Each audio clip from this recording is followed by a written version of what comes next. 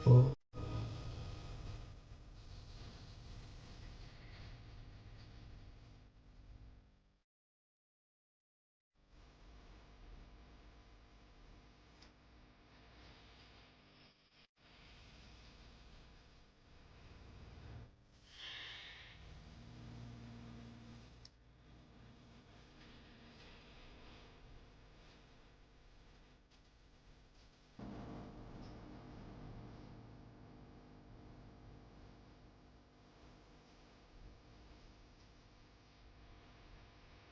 मोक्षमार्गस्य नेतारं भेत्तारं कर्मभूभृतां ज्ञातारं विश्वतत्त्वानां वन्दे तत्कुणलब्धये। बोली पंच परमेष्टि भगवान की जय। आचार्य उमा स्वामी जी महाराज की जय। आचार्य भगवंत श्री विद्यासागर जी महाराज की जय। मुनि पुंगव पिता तुल्य श्री सुधा सागर जी महाराज की जय। सभी को जय जिनेन्द्र। चलिए अब हमें तीसरे अध्याय का स्वाध्याय करना है। तो जो तीसरा अध्याय है इसमें 3 लोक संबंधी आपको वर्णन मिलेगा। तो सर्वप्रथम हम यहाँ पे देखते हैं अधोलोक का वर्णन। तो देखिए तीसरे अध्याय में आपका अधोलोक का भी वर्णन मिल जाएगा और मध्य लोक का भी वर्णन मिल जाएगा, और जो ऊर्ध्व लोक है उसका वर्णन आपको चौथे अध्याय में मिलेगा। और इस प्रकार से जीव संबंधी जो वर्णन है चौथे अध्याय में ख़त्म हो जाएगा, है ना। तो अब सबसे पहले जो वर्णन आया तो वह आया अधोलोक का। अधोलोक का मतलब ये जहाँ पे नारकी जीव रहते हैं। तो देखिए यहाँ पर सबसे पहला सूत्र है, तो कह रहे हैं रत्न शर्करा बालुका पंक धूम तमो महातमः प्रभा भूमयो घनाम्बु वाताकाश प्रतिष्ठा सप्ताधोदः। यानी देखिए यह जो आपका 3 लोक है, मान लीजिए ऐसा मान लीजिए आपका ये लोक समझ लीजिए अंदर का, ठीक है, तृष्णानी। यहाँ पे जो ऊपर का लोक है वो ऊर्ध्व लोक हो गया, और मान लीजिए ये आपका मध्य लोक हो गया, बीच का मान लें ये आपका मध्य लोक हो गया। इसके अलावा जो नीचे के ये जो पार्ट है इसको कहते हैं अधोलोक इसको। तो इसमें क्या है, इसमें 7 पृथ्वियाँ 1 2 3 4 5 6 7, उन 7 पृथ्वियों के नाम बताए गए हैं। तो क्या कहा है, रत्न शर्करा बालुका पंक धूम तमहा और महातमहा। इसमें सभी में यहाँ पे आपको यहाँ पे प्रभा शब्द लगा लेना, ये जो प्रभा शब्द लिखा है। तो रत्न प्रभा शर्करा प्रभा बालुका प्रभा ऐसे आपको सभी में लगा लेना है। तो जो नीचे के जो भाग हैं 7 उनके ही यहाँ पे नाम दिए गए हैं, ठीक है। तो इस प्रकार से आपको समझना। आगे क्या कहा, तो क्या प्रभा भूमि, यानी ये सब क्या है, ये भूमि है, 7 भूमि जो नरकों में, जहाँ पे जो 7 नरक हैं अथवा 7 पृथ्वी जो है नीचे, देखिए ऐसा समझिए आप। देखिए फिर से देखिए, जैसे ये मान लीजिए मान लीजिए 1 2 3 4 5 6 7, ये 7 पृथ्वी हैं। तो इन 7 पृथ्वियों पे अधोलोक में सब पे एक एक नरक है। तो इस प्रकार से इन 7 पृथ्वियों के नाम दे दिए, और इन पे जो नरक हैं उनके नाम भी हैं, धम्मा वंशा मेघा अंजना अरिष्टा मघवा माघवी, विक्रम से आपको लगा लेना है। तो ये हुआ, तो कहा प्रभा भूमयो, यानी ये जो भूमियाँ हैं ये घनाम्बु वाताकाश प्रतिष्ठा, यानी ये घनोदधि घन घनोदधि, और इस प्रकार से जो 3 बात वाले हैं, कौन कौन से बात वाले, तो घन बात वाले, घनोदधि बात वाले और तनु बात वाले। तो इस प्रकार से 3 बात। अच्छा इनका क्रम ध्यान रखिएगा, ये मैंने क्रम जो आपको गलत बोल दिया, इसका क्रम आपको याद रखना है। सबसे पहले घनोदधि बात वाले, फिर घन बात वाले और फिर तनु बात वाले। तो इस प्रकार से इनका क्रम होता है। तो ये बता दिया कि ये सब कैसे हैं, इन वात वालियों पर प्रतिष्ठा, यानी इस पर प्रतिष्ठित हैं। सप्ताधोदाह, और ये 7 ही अधो अदाह, सप्ताह ये 7 अधो अधा यानी नीचे नीचे हैं। तो ये सभी एक के नीचे एक है। पहले रत्न प्रभा, उसके नीचे शर्करा प्रभा, उसके नीचे बालुका प्रभा, तो ऐसे। और ये सब किस पे अवस्थित है, घनाम्बु वाताकाश प्रतिष्ठा, यानी ये सभी घनोदधि घन और तनु इन वात वालों पे कैसे अवस्थित है। तो ये 7 पृथ्वियों के नाम बता दिए। इसके बाद में कहते हैं ये जो 7 पृथ्वियाँ हैं इन पर 7 नरक भी हैं। तो वह जो नरक हैं, जैसे मान लीजिए ये 1 2 3 4 5 6 7, ये 7 पृथ्वियाँ तो हो गई। इन पे एक एक नरक भी हो गया, मान लीजिए, ठीक है, इन पे एक एक नरक भी हो गया। लेकिन ये जो नरक हैं इन नरकों पे कितने कितने बिल हैं, तो उसके लिए सूत्र दिया है। तो कह रहे हैं तासु 63 पंचविंशति पंचदश दस्त्री पंचोनैक नरक शत सहस्राणि पंचचैव यथाक्रमम, यानी इनमें कितने बिल हैं, तो कहा तासु यानी उन पृथ्वियों में, क्या कहा, 63, 63 का मतलब होता है 30, और पंचविंशति, पंचविंशति का मतलब होता है 25। इसके बाद में क्या कहा, पंचदश, पंचदश का मतलब 15। इसके बाद में कहा 10 यानी केवल 10। इसके बाद में कहा त्रि यानी 3। इसके बाद कहा पंचोनैक, पंचोनैक का मतलब होता है 5 कम 1।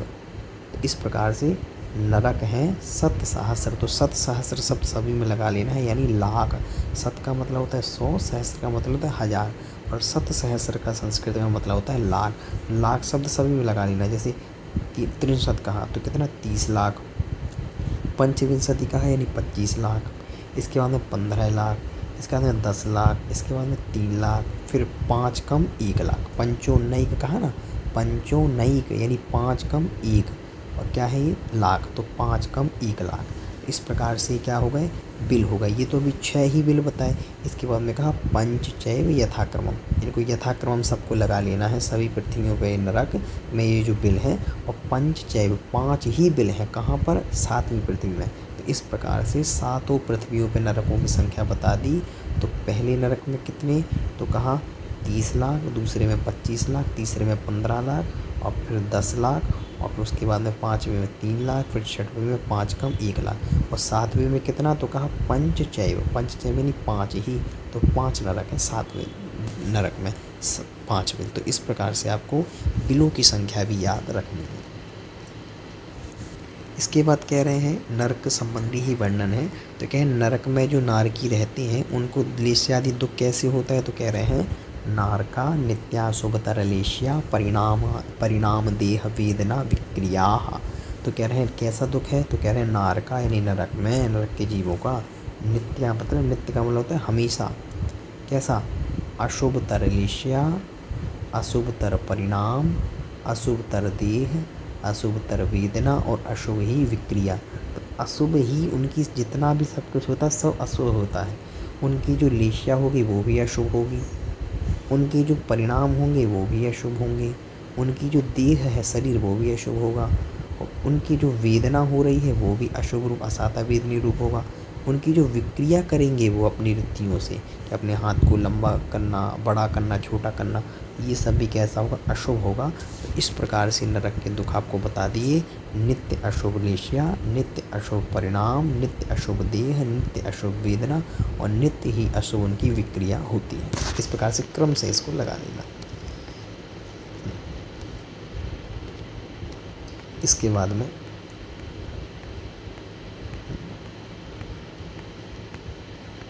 अब कह रहे हैं नरकों में पारस्परिक दुख कैसे होता है, तो कह रहे हैं परस्परोदीरित दुखा। उदीरित का मतलब होता है देना अथवा उदय करना और प्रदान करना। तो कह रहे हैं परस्पर, परस्पर मतलब एक दूसरे को, ये जितने भी जीव हैं नरक में वह सभी क्या करते हैं, परस्पर यानी एक दूसरे को ही उदीरित दुखा यानी दुख देते हैं। यानी अगर मान लीजिए कोई जीव उनको दुख नहीं भी दे रहा, लेकिन फिर भी वहाँ पे मान लीजिए कोई देव आके भी दुख नहीं दे रहा, परंतु वह जो नारकी जीव हैं परस्परोदीरित दुखा, परस्पर का मतलब होता है स्वयं ही एक दूसरे को उदीरित यानी उदय करते हैं, किसको, दुखों को। यानी ये जीव जो है नरक में उन्हें कोई दुख ना भी दे फिर भी वह एक दूसरे से स्वयं ही लड़ते रहते हैं, वैसे वहाँ का वातावरण है। ठीक है, तो इस प्रकार से कहा।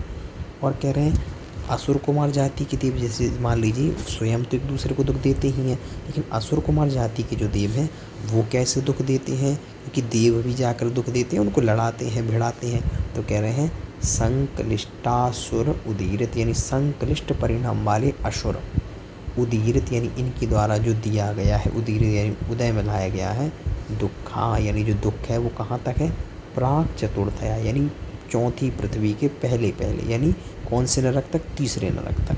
तो प्राक चतुर्थया का मतलब 4 से पहले पहले मतलब तीसरी पृथ्वी तक अथवा तीसरे नरक तक। तो कहना क्या चाहते हैं, कहना ये चाहते हैं कि संक्लिष्ट परिणाम वाले जो असुर हैं उनके द्वारा उदीरित दुख जो दिया गया दुख है वो कहाँ तक पाया जाता है, प्राक चतुर्थया। यानी जो असुर कुमार जाति के भिड़ाने के लिए जाते हैं वो ज़्यादा से ज़्यादा तीसरे नरक तक ही जा सकते हैं, उससे नीचे नहीं जा सकते। यानी देव जो जाके भिड़ाते हैं वो केवल तीसरे नरक तक। इस प्रकार से देवकृत दुख भी होता है ना, ऐसा। इसके बाद कह रहे हैं नारकी जीवों की उत्कृष्ट आयु कितनी होती है, तो कह रहे हैं 23 3 सप्तदश सप्तदश द्वाविंशति 33 सागरोपमा सत्वानाम परास्थिति। सत्वानाम यानी जो वहाँ पे नारकी जीव हैं उनकी, उन सत्वों का मतलब होता है जीव, उन जीवों की परा स्थिति मतलब जो उत्कृष्ट स्थिति है, नरक में जो जीव हैं उनकी जो उत्कृष्ट स्थिति है वो कैसी कितनी होती है, तो कह रहे हैं तेषु तीसु यानी उन पृथ्वी अथवा उन नरकों में कितनी होती है, एक। इसके बाद में त्रि यानी 3, फिर सप्त, फिर 10, फिर सप्तदश, फिर द्वाविंशति, और इसके बाद में त्रयस्त्रिंशत् सागरोपम यानी सागर इनकी क्या होती है, उत्कृष्ट आयु होती है। यानी पहले नरक में जो जीव होगा उसकी आयु कितनी होगी, उसकी होगी 1 सागर। जो दूसरे नरक में होगा उसकी होगी 3 सागर, और जो तीसरे नरक में होगा उसकी होगी 7 सागर। जो चौथे नरक में होगा उसकी कितनी होगी 10 सागर। जो 5वें नरक में होगा उसकी होगी सप्तदश यानी 17 सागर। और इसके बाद में जो 6वें स्वर्ग में होगा उसकी कितनी होगी 22 सागर। और जो 7वें नरक में होगा उसकी कितनी होगी 63 यानी 33 सागर। तो इस प्रकार से ये जो 7 नरकों में नारकी जीव रहते हैं उनकी उत्कृष्ट यानी ज़्यादा से ज़्यादा कितनी स्थिति होती है, तो वो होती है 33 सागर यानी सबसे ज़्यादा 7वें नरक में। इस प्रकार से आपको नारकी जीवों की उत्कृष्ट आयु को समझना चाहिए।